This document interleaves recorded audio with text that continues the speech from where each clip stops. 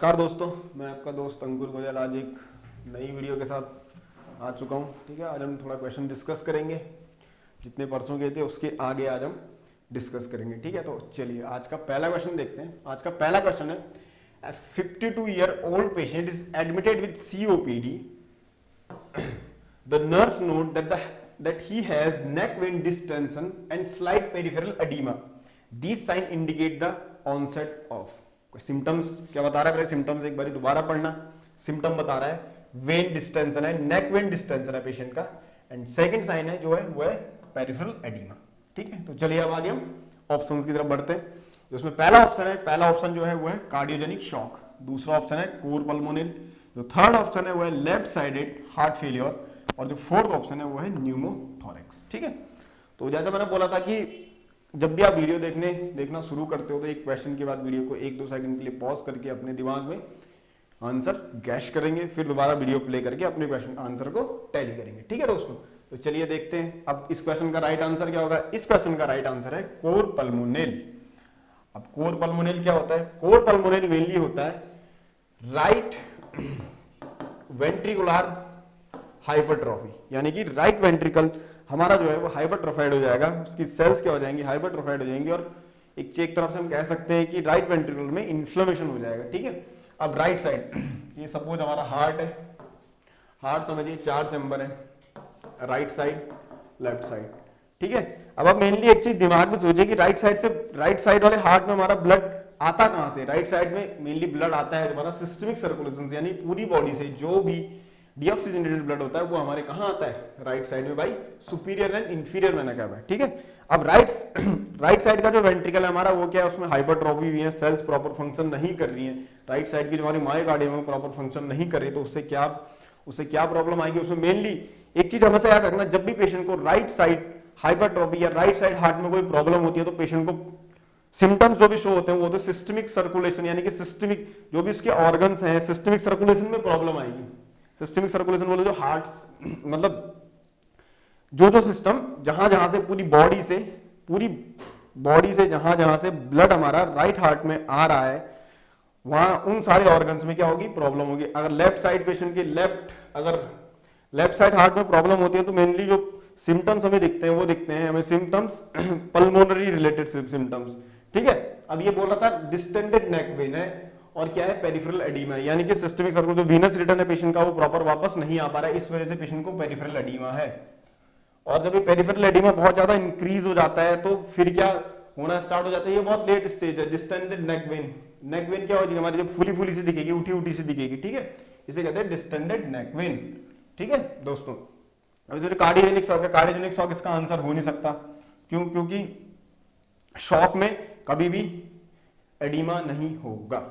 ठीक है दोस्तों, तो और दूसरा जो है लेफ्ट साइडेड हार्ट फेलियर, अगर लेफ्ट साइड हार्ट फेलियर होंगे तो हमें मेनली पेशेंट कंप्लेंट करेगा डिज्निया की, ब्रीदिंग प्रॉब्लम की।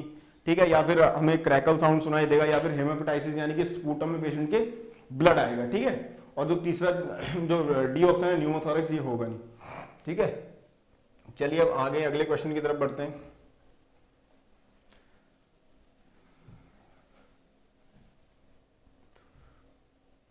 सॉरी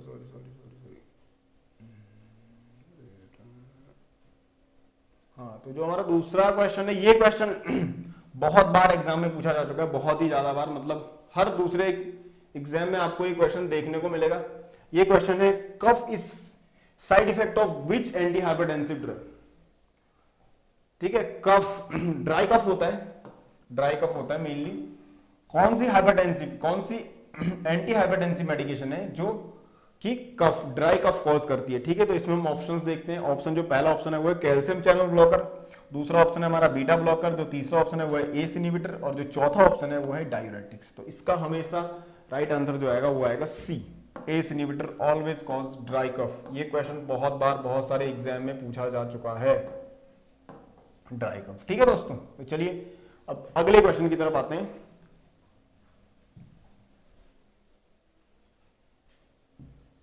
आज का जो हमारा अगला क्वेश्चन है वो ये है, which sign is an early indicator of hypoxia in unconscious patient? एक पेशेंट अनकॉन्शियस पेशेंट है, उसमें हमें कौन सा अर्ली साइन दिखेगा हाइपोक्सिया का। हाइपोक्सिया बोले तो पेशेंट की बॉडी में ऑक्सीजन का लेवल कम है पेशेंट के, ठीक है। तो उसमें पेशेंट इस टाइप के पेशेंट्स में अर्ली साइन कौन सा दिखेगा, जो इसमें ऑप्शन है, फर्स्ट ऑप्शन जो हमारा वो है साइनोसिस, ठीक है दोस्तों।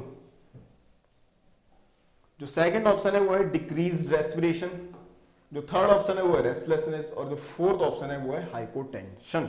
तो इस क्वेश्चन का जो राइट आंसर होगा वो होगा रेस्टलेसनेस।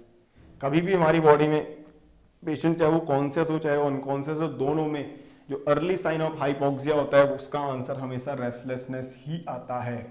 लेकिन अगर इसी क्वेश्चन को अगर थोड़ा सा चेंज करके वो क्वेश्चन में अर्ली की जगह लेट डाल दे, late, what is the late sign of hypoxia in an unconscious patient, तो हमेशा याद रखना वहां पे आंसर आएगा साइनोसिस।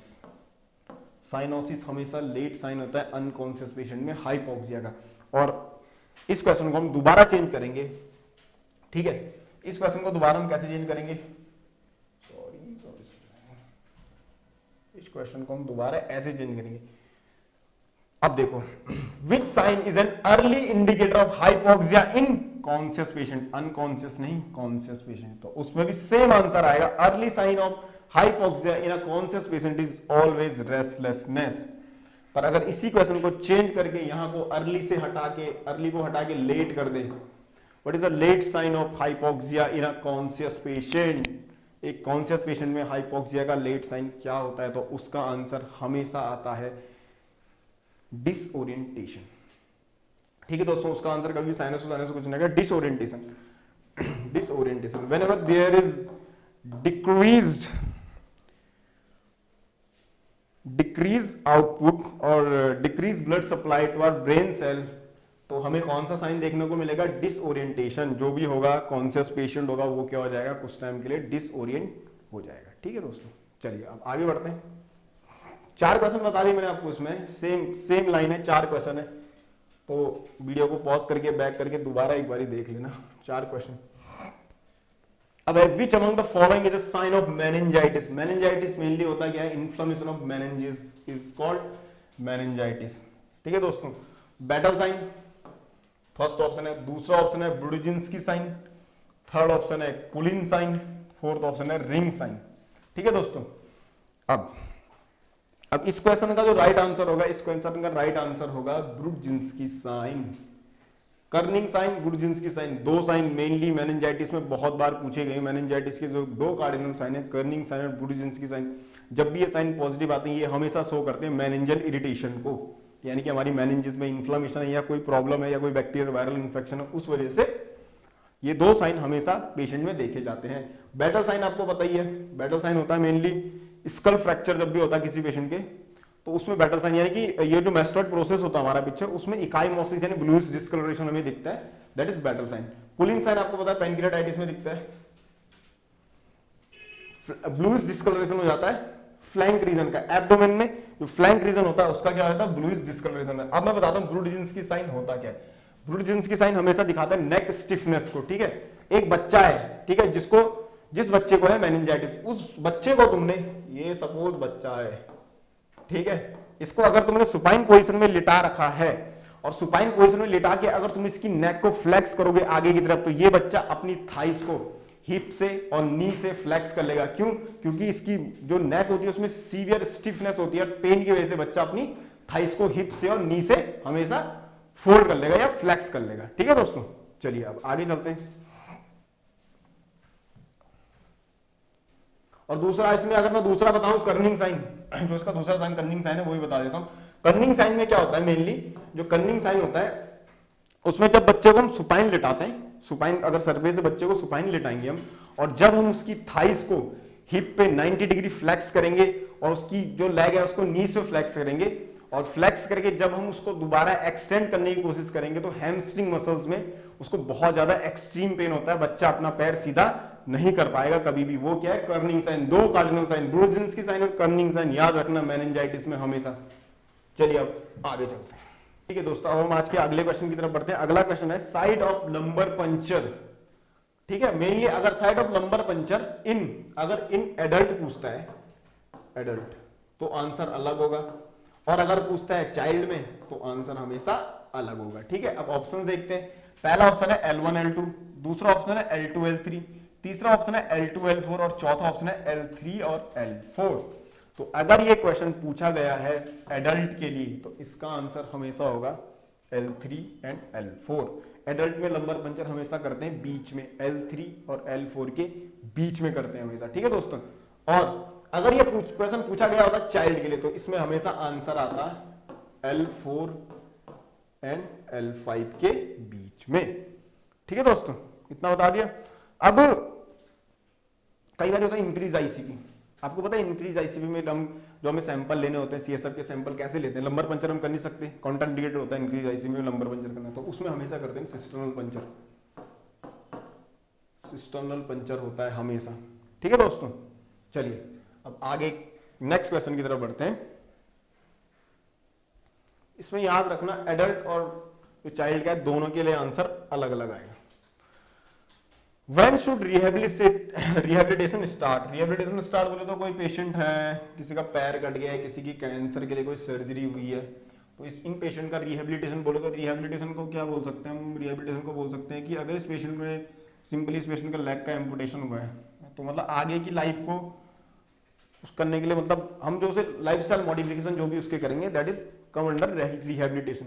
तो ये पूछ रहा है कि पेशेंट का रिहेबिलिटेशन कब स्टार्ट होता है मेनली। अब इसमें ऑप्शन देखिए, the day before discharge, discharge से जस्ट पहले दिन। दूसरा ऑप्शन है व्हेन द पेशेंट डिजायर, जब पेशेंट की मर्जी होगी। दूसरा है अपॉन एडमिशन, तीसरा ऑप्शन है एडमिशन पे। चौथा ऑप्शन है 24 आवर आफ्टर डिस्चार्ज। तो इस क्वेश्चन का आंसर हमेशा आता है अप ऑन एडमिशन। एडमिशन के टाइम पे पेशेंट के रिहेबिलिटेशन की जो प्लानिंग होती है वो भी स्टार्ट हो जाती है। इसी क्वेश्चन में अगर मॉडिफाई करके रिहेबिलिटेशन की जगह डिस्चार्ज डाल दो कि पेशेंट का डिस्चार्ज प्लान कब होता है तो उसका आंसर भी हमेशा आएगा ऑन एडमिशन। एडमिशन भी इसका, डिस्चार्ज की प्लानिंग भी एडमिशन पे हो जाती है और रिहेबिलिटेशन की प्लानिंग भी हमेशा पेशेंट की एडमिशन पे ही हो जाती है। तो चलिए अब बढ़ते हैं आज के अगले क्वेश्चन की तरफ। अगला क्वेश्चन है एबीजी से रिलेटेड। इस ये जो टॉपिक है हमारे पास एबीजी, हमारे पे अभी फैकल्टी हमारी वो इस पूरे टॉपिक को मतलब इसमें पूरी क्लास लेंगी। तो अभी नॉर्मल जो क्वेश्चन है इसको हम देख लेते हैं। ठीक है दोस्तों, जो नॉर्मल पूछा है इसने एबीजी वैल्यू, एबीजी वैल्यू बतानी है हमें, इसमें प्रॉब्लम क्या है। ठीक है, पीएस दिया है 7.6, पीसीओ2 दिया है 30 mm of Hg और HCO3 दिया है 24 मिली इक्विवेलेंट एंड। ठीक है दोस्तों, अब हम क्या करेंगे इसमें बताना है हमें कौन सा पेशेंट को कौन सा एसिड बेस बैलेंस हुआ है। ठीक है, तो पहले इसका जो भी हमें रफ सीट मिलती है ना उसमें हम सारी वैल्यूज को पहले अलग लिख लेते हैं। पीएच दिया है, जो भी एग्जाम में मिलेगी हमें रफ सीट उसमें हम सारा अपना पहले अलग लिखेंगे 7.6। ठीक है, PCO2 दिया है इसका 30 mm of Hg और जो इसका HCO3 दिया है, HCO3 दिया 24 MEQ। ठीक है दोस्तों, तो पहले हमें नॉर्मल वैल्यूज पता होनी चाहिए। पीएच नॉर्मल कितना होता है ब्लड का? ब्लड का जो नॉर्मल पीएच होता है वो होता है 7.35 टू 7.45। ये क्वेश्चन भी बहुत बार पूछा गया है, नॉर्मल पीएच ऑफ ब्लड कितना होता है। ठीक है, पीसीओ2 कितना होता है नॉर्मल? पीसीओ2 नॉर्मल होता है, पीसीओ2 नॉर्मल होता है 35 टू 45 mm of Hg। और जो चौथी चीज है इसमें, तीसरी चीज है जो HCO3 का नॉर्मल जो वैल्यू होता है according to NCLEX 22 to 28 MEQ। ठीक है दोस्तों, अब इसमें देखिए पीएच क्या है 7.62, यानी कि पेशेंट क्या है एल्कलोसिस में। इतना आप दिमाग में उठा लीजिए पहले, क्योंकि पीएच इसका बढ़ रहा है तो हमेशा ही कहीं में जाएगा एल्कलोसिस में। अभी रेस्पिरेटरी एल्कलोसिस में कि मेटाबॉलिक एल्कलोसिस में, ये हमें कैसे पता चलेगा? PCO2 और HCO3 की वैल्यू देखिए। जो PCO2 है उसकी वैल्यू कितनी है? 30 mm Hg। ठीक है, और जो HCO3 की वैल्यू ये नॉर्मल है। ठीक है दोस्तों, तो ये पेशेंट मेनली होगा रेस्पिरेटरी एल्कलोसिस में। ठीक है दोस्तों, क्योंकि PCO2 की वैल्यू कम हो रही है। अगर PCO2 की वैल्यू बढ़ती और पीएच हमारा नीचे आता तो पेशेंट होता हमेशा रेस्पिरेटरी एसिडोसिस में। ये बहुत बड़ा टॉपिक है, ये एक क्वेश्चन में कवर नहीं हो सकता, तो इस पे हम एक पूरा वीडियो बनाएंगे, तो उसके बाद ये क्वेश्चन आप प्रैक्टिस करने की कोशिश करना। तो ये पेशेंट मेनली इसका आंसर क्या होगा? रेस्पिरेटरी एल्कलोसिस, सी इसका आंसर होगा। ठीक है दोस्तों, तो चलिए आगे जितना मैं समझा सकता था उतना समझाया मैं, लेकिन जब पूरा टॉपिक आप पढ़ लेंगे उसके बाद प्रैक्टिस करके देखना, आपके क्वेश्चन बन जाएंगे, फिर बहुत इजी लगेगा। आगे अगला जो क्वेश्चन है the choice of coagulation study for a person who is in warfarin therapy. Warfarin क्या होता है? Warfarin is an anticoagulant. The choice of coagulation study for a patient who is on warfarin therapy। warfarin therapy क्या है? एक oral anticoagulant। ठीक है, इसमें options हैं PT, INR, APTT and platelet count. तो इसका हमेशा राइट आंसर होगा आईएनआर, इंटरनेशनल नॉर्मलाइज्ड रेशियो। अगर इसी क्वेश्चन को चेंज करके, वॉरफेरिन चेंज करके यहां अगर हिपैरिन होता तो हिपैरिन के लिए आंसर आता एपीटीटी। पैरेंटल रूट से अगर हम हिपैरिन दे रहे पेशेंट को तो उस केस में हम जो टेस्ट करते हैं वो करते हैं एपीटीटी। लेकिन अगर ओरल एंटीकोगुलेंट पेशेंट को चल रहे तो हमेशा करते हैं आईएनआर। ठीक है दोस्तों, तो चलिए अब आगे बढ़ते हैं अगले क्वेश्चन की तरफ। अगला क्वेश्चन है which of the following is the indicator of AIDS. इन सब में से एड्स का इंडिकेटर कौन सा है? तो इसका जो पहला ऑप्शन है CD4 काउंट। पहला जो ऑप्शन है वो है CD4 count lower than 100 cell per mm cube. Second option है CD4 count lower than 600 cells per mm cube. Third option है CD4 count lower than 400 cell per mm cube. और fourth option है CD4 cell count 200 cell per mm cube. ठीक है, तो इस question का हमेशा जो आंसर आएगा वो आएगा आंसर डी। ये इस क्वेश्चन का हमेशा। इसी में एक क्वेश्चन और आता है कि व्हेन वी गिव जिडोबुडिन का प्रोफाइलैक्सिस हम पेशेंट को कब देते हैं? कोई पेशेंट उसका CD4 काउंट बहुत लो आ रखा, लेकिन अब एक स्टेज ऐसी आएगी जहां पे हमें उसको प्रोफाइलैक्सिस देना पड़ेगा जिडोबुडिन का। ठीक है, तो वो जो स्टेज होती है वो होती है जब पेशेंट का CD4 सेल काउंट 400 तक पहुंच जाता है, तो वहां हमें उसे क्या करते हैं? जिडोबुडिन का प्रोफाइलैक्सिस देते हैं और इस पे 200 पे हम कर देते हैं एंटी रेट्रोविरल थेरेपी स्टार्ट हो जाती है। ठीक है दोस्तों, तो यही एड्स में मेनली क्या CD4 सेल काउंट ही देखते हैं। तो चलिए अब अगले क्वेश्चन की तरफ चलते हैं। अगला क्वेश्चन जो हमारा है बहुत इजी क्वेश्चन है ये तो। What is the term use for normal respiratory rhythm and depth in a client? Normal respiration and depth normal है, डेप्थ भी नॉर्मल है, रिदम भी पेशेंट का नॉर्मल है, तो उस टर्म को क्या कहेंगे? फर्स्ट ए है यूपनिया, बी है एपनिया, सी है ब्रेडिपनिया और डी है टैकिपनिया। तो इसका आंसर हमेशा होगा नॉर्मल रेस्पिरेशन को हम कहते हैं यूपनिया। ठीक है, ए इसका राइट आंसर होगा। एपनिया होता है सिचुएशन ऑफ ब्रीथ फॉर थोड़े कम टाइम के लिए उसे सिचुएशन हो जाएगा ब्रीथ को। ब्रेडिपनिया होता है जब हमारा क्या होता है रेस्पिरेशन 12 से कम हो जाता है, उसे कहते हैं ब्रेडिपनिया। टैकिपनिया हो गया जब हमारा रेस्पिरेशन 20 से ऊपर चला था, उसे टैकिपनिया कहते हैं। यानी कि increase respiratory rate, decrease respiratory rate, temporary cessation of breath and this term is used for normal respiration यूपनिया।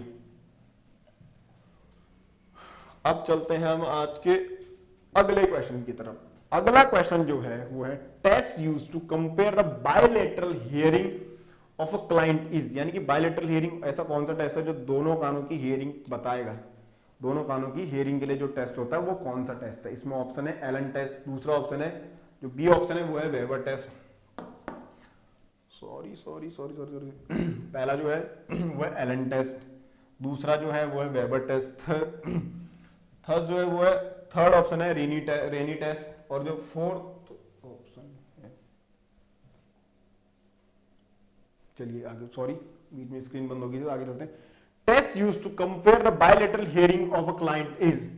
जो फर्स्ट ऑप्शन है वो है एलन टेस्ट, सेकंड ऑप्शन है वेबर टेस्ट, थर्ड जो ऑप्शन है वो है रेनी टेस्ट और जो फोर्थ ऑप्शन है वो है Romberg test. First, second, third, fourth, तो इसका हमेशा आंसर आता है वेबर टेस्ट। आपने नर्सिंग की होगी, न्यूरोसर्जरी वार्ड में ड्यूटी लगी होगी, तो वहां पे क्रेनियल नर्व एग्जामिनेशन में आपने वेबर टेस्ट और रेनी टेस्ट का नाम जरूर सुना होगा। नाम नहीं भी सुना होगा तो उस टाइम पे ध्यान नहीं दिया होगा, लेकिन मैं आपको एक चीज बताऊं, ट्यूनिंग फॉर्क देखा होगा ना आपने। ट्यूनिंग फॉर्क को हाथ में मार के फ्रंटल बोन पे रखते हैं, यहाँ पे रखते हैं और फिर देखते हैं कि तब पूछते हैं पेशेंट से कि दोनों कानों में बराबर आवाज जा रही है, याद है? वही टेस्ट कौन सा है? Weber test. इसमें क्या करते हैं? बायलैटरल हियरिंग चेक करते हैं पेशेंट की। This test is called Weber test. इसमें क्या होता है, जब पेशेंट को कंडक्टिव हियरिंग लॉस होता है, यानी कि कंडक्शन में प्रॉब्लम होती है, तो उस टाइम पे इंपेयर्ड एयर जो पेशेंट का होता है, उस इंपेयर्ड एयर की तरफ ज्यादा साउंड जाएगा। कंडक्टिव हियरिंग लॉस में इंपेयर्ड एयर की तरफ, कौन सी एयर की तरफ? इंपेयर्ड एयर की तरफ। सिंपल क्वेश्चन चेंज करके बोलते पेशेंट का हमने वेबर टेस्ट किया है, उसको एक कान में ज्यादा सुनाई दे रहा है, तो यानी कि पेशेंट में क्या है, कंडक्टिव हियरिंग लॉस है। कंडक्टिव हियरिंग लॉस में हमेशा इंपेयर्ड एयर की तरफ साउंड जाएगा, और अगर पेशेंट को सेंसरी न्यूरल हियरिंग लॉस है तो उस टाइम पे हमेशा गुड ईयर की तरफ साउंड ज्यादा जाएगा। ये चीज हमेशा याद रखना। तो इसका आंसर हमेशा आता है वेबर टेस्ट। याद रखना, खोपड़ी पे ट्यूनिंग फॉग लगाया था, न्यूरो सर्जरी में ड्यूटी लगी थी, ठीक है, पूछा था मरीज से आवाज कहां ज्यादा जा रही कहां कम जा रही, वेबर टेस्ट इसका हमेशा आंसर आता है बायलेटरल हियरिंग। याद रखना। एलन टेस्ट, एलन टेस्ट क्यों करते हैं, जब भी हम पेशेंट का एट्रियल ब्लड गैस करते हैं, एवीजी एनालिसिस करते हैं, उस टाइम पे अल्नार आर्टरी की पेटेंसी को चेक करने के लिए हम क्या करते हैं, एलन टेस्ट करते हैं, ठीक है। अल्नार आर्टरी, ये क्वेश्चन दिल्ली एम्स ने पूछा है कि Allen test is done for, question करके क्या रहता है, रेडियल आर्टरी की पेटेंसी चेक करने के लिए, लेकिन रेडियल आर्टरी की पेटेंसी चेक करने के हम कभी भी एलन टेस्ट नहीं करते, हम उसमें चेक करते हैं अल्नार आर्टरी की पेटेंसी। अगर हम किसी पेशेंट को तुम एबीजी रेडियल आर्टरी में प्रिक कर रहे हो तो you have to be very sure कि पेशेंट की अल्नार आर्टरी पेटेंट है। अगर पेशेंट की अल्नार आर्टरी पेटेंट नहीं है और तुमने उसकी रेडियल में प्रिक कर दी तो पेशेंट के जो हाथ है उसमें क्या होगा, प्रॉपर सर्कुलेशन नहीं जाएगा और पेशेंट को फर्दर डैमेज हो सकता है। दूसरा आ गया तुम्हारा रेनी टेस्ट। रेनी टेस्ट करते हैं मेनली बोन कंडक्शन और एयर कंडक्शन, ट्यूनिंग फॉग करके फिर जब खोपड़ी में लगा उसके बाद ऐसे मार के मेस्टोइड प्रोसेस में लगाया होगा, ये चीज भी देखी है, अगर ये चीज देखी है तो मेस्टोइड प्रोसेस में लगाते हैं, उसमें बोन कंडक्शन चेक करते हैं, फिर मेस्टोइड प्रोसेस से जैसी आवाज बंद हो जाती है तो हम फिर कान के सामने लगाते हैं, जिससे हम चेक करते हैं पेशेंट के एयर कंडक्शन और बोन कंडक्शन। ऐसा mainly air conduction is greater than bone conduction, air conduction ज्यादा होता है बोन कंडक्शन से। इसमें क्या करते हैं, एयर कंडक्शन बोन कंडक्शन। तीसरा हो गया रोम्बक टेस्ट। रोम्बक टेस्ट इज, ये क्वेश्चन भी बहुत बार पूछेगा, रोम्बक टेस्ट इज डन फॉर, इसे कहते हैं बॉडी बैलेंस टेस्ट भी कहते हैं इसको, balance test. Mainly 8th vestibulocochlear nerve, 8th cranial nerve के फंक्शन के लिए क्या करते हैं हम, 8th क्रेनियल नर्व वेस्टिबुलोकोक्लियर, ठीक है, इस नर्व के फंक्शन के लिए, इस नर्व के प्रॉपर फंक्शन को चेक करने के लिए हम क्या करते हैं, रोम्बक टेस्ट करते हैं, ठीक है, बॉडी बैलेंस के लिए। चलिए आगे चलते हैं। 4 क्वेश्चन बता दिए मैंने, एक ही उसमें 4 से 5 क्वेश्चन है एक क्वेश्चन में, ठीक है। अब आगे चलते हैं। Bleeding is a in postpartum women from first day, यानी कि एक महिला है जिनकी डिलीवरी हुई है, उनको पहले दिन से ही क्या होगी, ब्लीडिंग स्टार्ट होगी। Bleeding in postpartum women from first day after delivery is called primary PPH, secondary PPH, third stage haemorrhage, true postpartum haemorrhage. तो इस क्वेश्चन का जो आंसर आएगा वो आएगा सेकेंडरी पीपीएच, ठीक है दोस्तों। प्राइमरी पीपीएच होता है जो आफ्टर 24 आवर, अगर आफ्टर 24 आवर इनको ब्लीडिंग हो रही है, एक्सेस ब्लीडिंग हो रही है, that is come under primary PPH. लेकिन अगर विद इन 24 आवर, ये क्या बोले, डिलीवरी के दिन से ही पेशेंट को क्या होगी, तब ब्लीडिंग स्टार्ट होगी, तो that will come under secondary PPH, ठीक है दोस्तों। तो चलिए आगे बढ़ते हैं अगले क्वेश्चन की तरफ।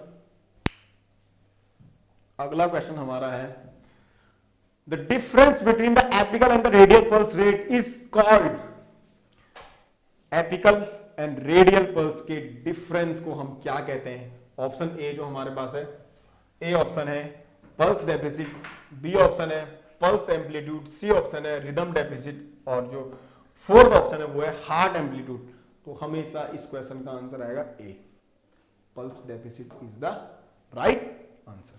तो चलिए अब चलते हैं अगले क्वेश्चन की तरफ।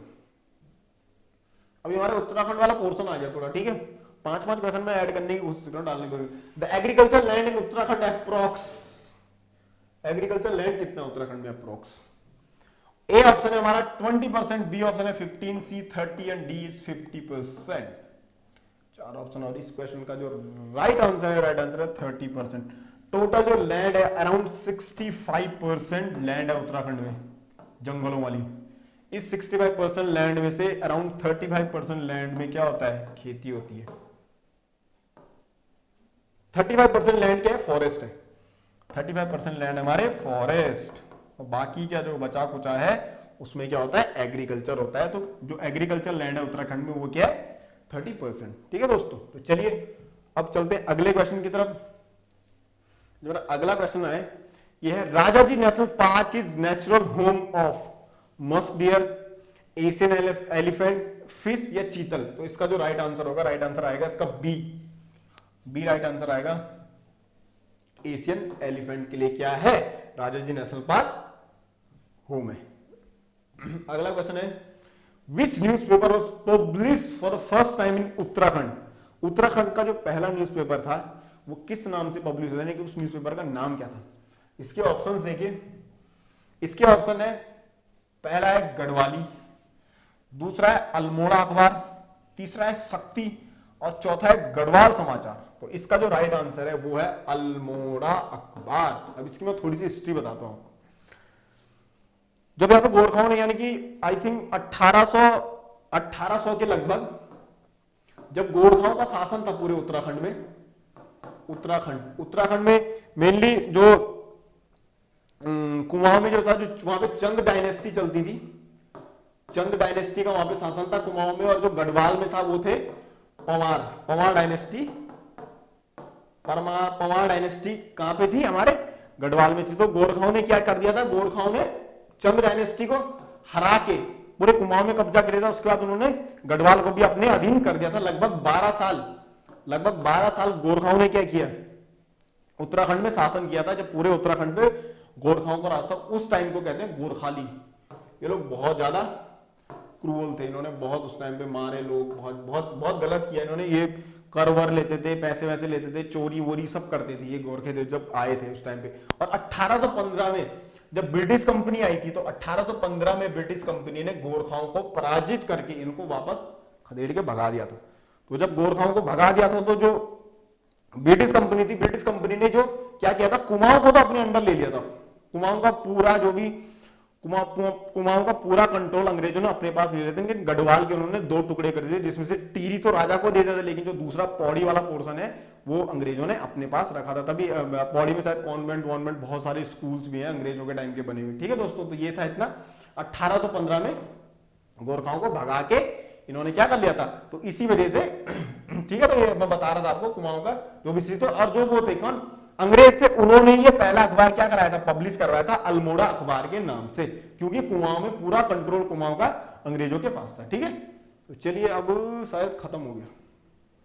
ठीक है दोस्तों, आज के लिए इतना ही। यार कमेंट करके बताना कैसी लग रही है वीडियो, नहीं तो बेफालतू की एनर्जी वेस्ट करके भी कोई फायदा नहीं है। प्लीज बताना थोड़ा सा कैसा है, क्या है। अगर कुछ ऐड करना है, क्वेश्चंस का लेवल बढ़ाना है, तो मैं वो भी कर दूंगा, क्योंकि ये क्वेश्चन बहुत हल्के में बना रहा हूँ, क्योंकि मेनली जो मेरा फोकस है वो है उत्तराखंड स्टेट के लिए, इसलिए मैं हल्के क्वेश्चन बना रहे थे। अगर एनक्लेक्स से क्वेश्चन बनाने हैं तो बना दूंगा, लेकिन उसमें वीडियो थोड़ी सी बड़ी हो जाएगी, क्योंकि 15 मिनट में 15 क्वेश्चन कवर करना बहुत मुश्किल होता है। अगर हम एक एक क्वेश्चन को एक्सप्लेन करते हैं तो वीडियो बहुत ज्यादा बड़ा हो जाता है, और इतना बड़ा वीडियो मुझे लगता नहीं यूट्यूब पे आप लोग भी कोई नहीं देखता। 10-15 मिनट से ज्यादा वीडियो कोई नहीं देखता यूट्यूब पे, इसलिए छोटी बनाने के चक्कर में क्वेश्चन इजी रख रहा हूँ। अगर क्वेश्चन अगर आपको थोड़े से लेवल अप चाहिए तो मैं वो भी कर दूंगा, लेकिन उसमें यही कि टाइम थोड़ा ज्यादा लगेगा। आप लोग कमेंट करके जरूर बताना, और मेरे से जितना हो रहा है, जितना टाइम निकाल रहा हूँ उतना बना रहा हूँ। बाकी आप लोग शेयर करना, कमेंट करना, जो भी जैसा भी, अगर सही या गलत जो भी लगे, ठीक है। और वीडियो को लाइक जरूर करना, ठीक है। उससे क्या होता है, थोड़ी मोटिवेशन मिलेगी, तो मैं भी कल के दिन अपना कंटेंट चेंज करके थोड़ा सा लेवल अप करने की कोशिश करूंगा। ठीक है दोस्तों, okay, thank you so much, thank you.